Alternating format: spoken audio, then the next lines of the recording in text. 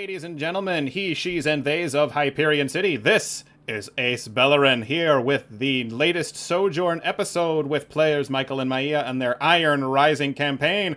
A lot of things went down. Part of me I was in this episode a little bit, but that's not where the juicy bits are. Take it away, players. Thanks, Ace. Always a treat. Yeah, Okay, I owe him so much money. This guy, he doesn't need more money. His teeth are made of gold. Yep. Okay. So here we are, episode 4. Not a lot happened, I don't think. I think it was like, yeah, it was one of those cozy episodes, right? Yeah. Oh my god, I can't believe that you ended it with, what did you say? You said you need to calm down, or what did you say? You need to trust me? You need to... Well, the first thing he said before... Let me explain. The big reveal... No. It was let me explain was the last thing he said. Before he revealed, he was like, you swear to me you trust me no matter what. She didn't know you were going to drop this bomb. Do you ever... Hey, I just want to let you know, you trust me, right? Okay, so... I can't believe the last line you said was, you have to let me explain. Yep.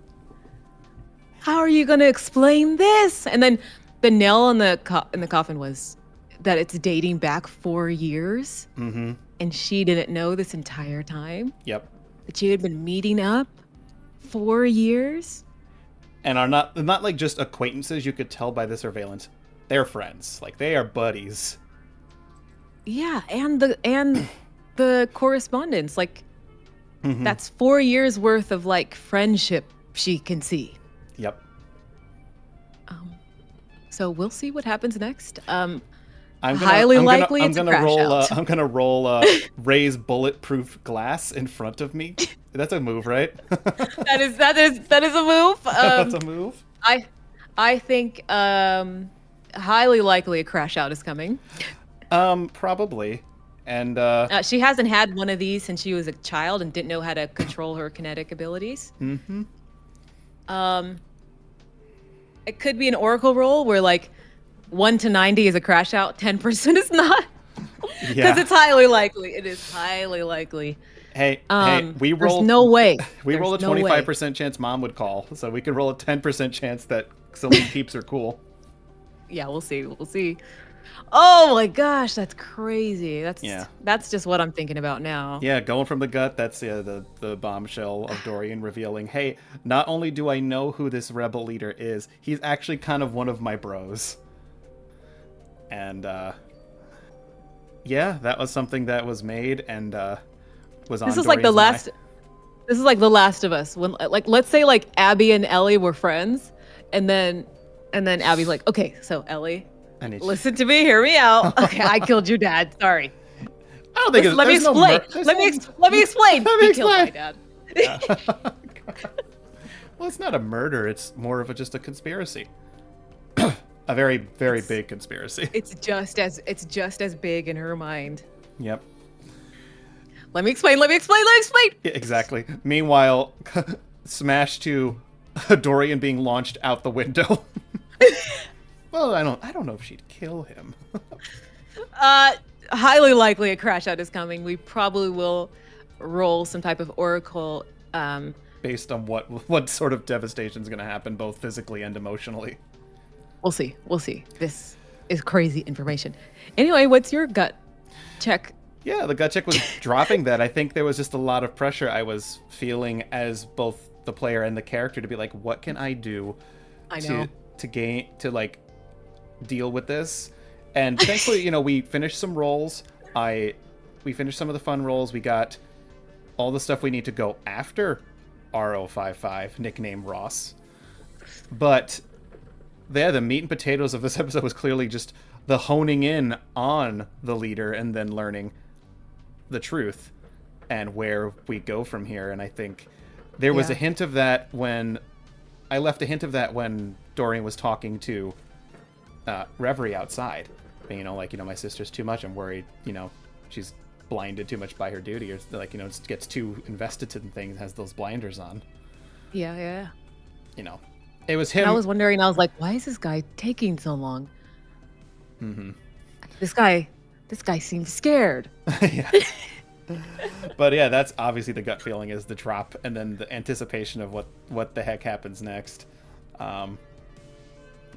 Roll for crash out. Roll for crash out. You see that, chat? Roll for mom, come pick me up. Mom. I know we haven't talked in a second. Okay. So yeah, that's the immediate gut check. Yeah, absolutely. And moving to our NPC spotlight, we've had our 3 major NPCs show up in this session. We had Reverie. Mm-hmm. Reverie was part of the scene. She had that moment there with Dorian, and giving the weapon to Selene, mm-hmm.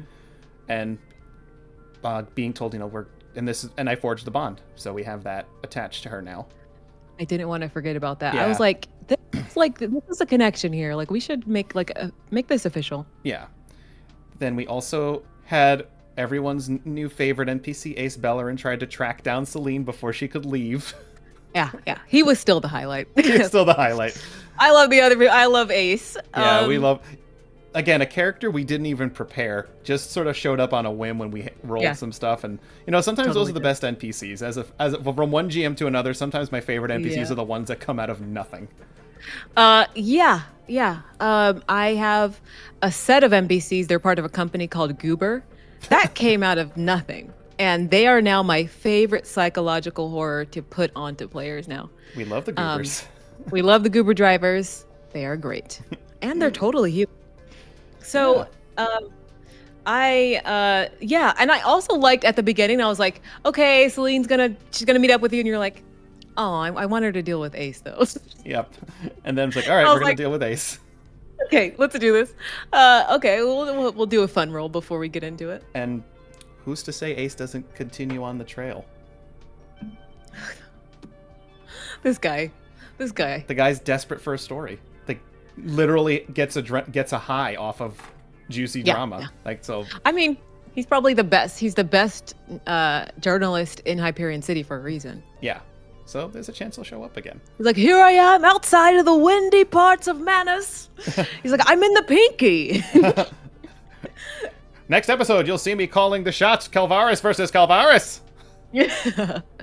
But yeah, love Ace. He was my NPC highlight.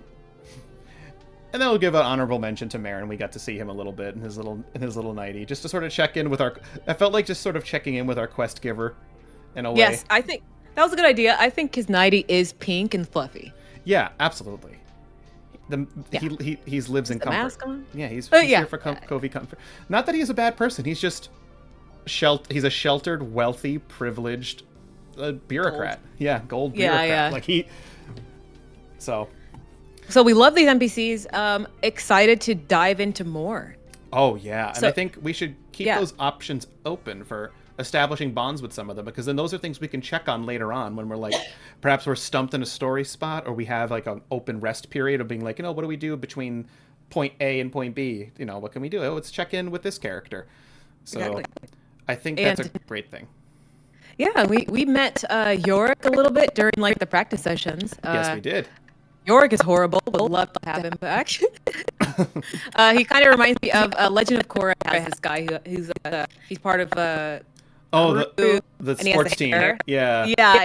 He's like, oh hi, Avatar, and he's so like, that's what like Yorick kind of reminds me of. A mix of that and Draco Malfoy. Yeah. So just to get him back, or maybe her kinetic mentor.